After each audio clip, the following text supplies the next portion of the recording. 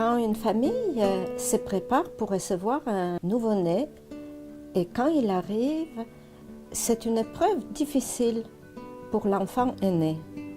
Ce que les parents comprennent, c'est que l'enfant peut être jaloux. Mais ce qu'on comprend moins, c'est que cette arrivée constitue un conflit interne pour l'enfant.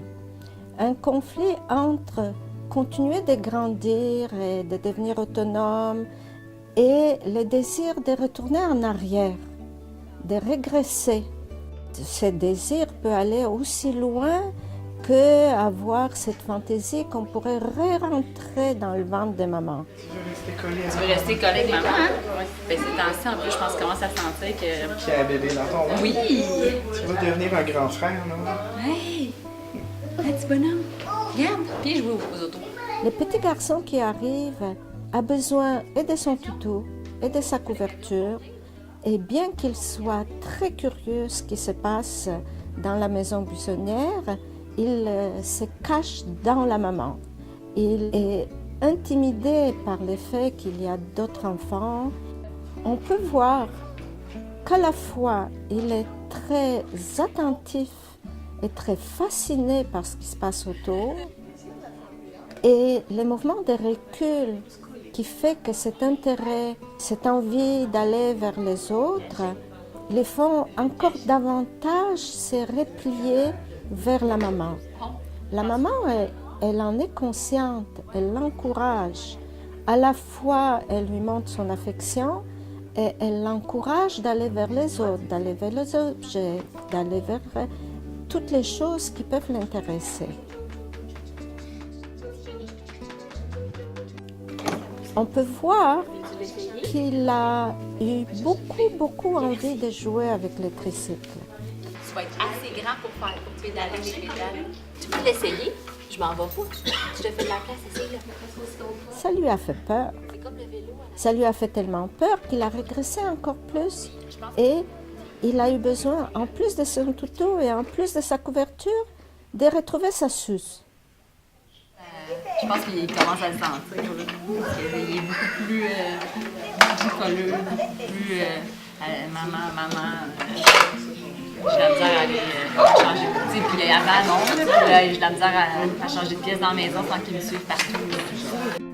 Les accueillants l'accompagnent et ils accompagnent la maman dans ce processus, dans cette épreuve qui est pour lui d'être comme divisé et tiraillé entre deux désirs, celui d'être grand et celui d'être petit.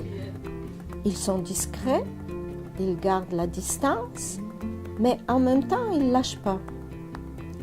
Ils vont à son rythme, ils soutiennent ce qu'il a envie de faire, ils lui montrent différentes possibilités, mais ils n'insistent pas.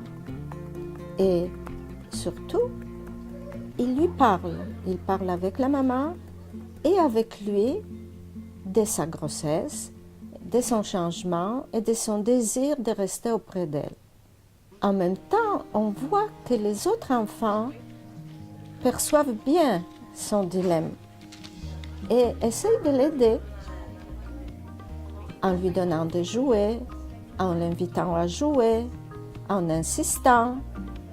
Et finalement, cette aide des autres enfants, elle porte des fruits. Les autres mamans essayent de soutenir la maman parce que ça peut être gênant d'avoir un enfant collé comme ça.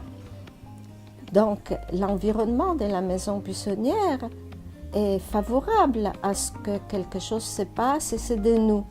C'est néanmoins le travail des accueillants en collaboration avec la maman qui permet à aboutir à ce que ce petit garçon soit suffisamment encouragé, suffisamment rassuré pour pouvoir redevenir un enfant de son âge.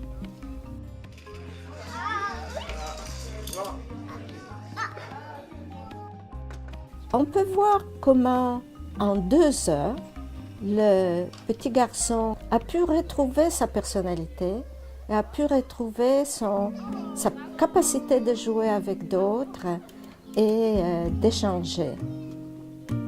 On voit comment, en jouant avec la porte de la maison, il est à la fois en contact avec sa maman et il peut aller lui demander un câlin, mais il peut aussi fermer la porte et disparaître dans la maison.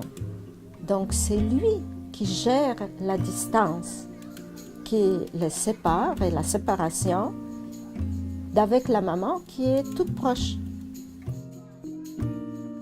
Lorsqu'il est question de retourner à la maison, lorsqu'il reprend son toutou et sa couverture, ça les tire un tout petit peu en arrière.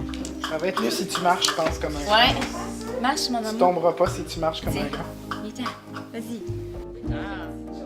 Mais il suffit d'un mot d'un accueillant pour qu'il se redresse, pour qu'il prenne son toutou et sa couverture et pour qu'il puisse partir en grand.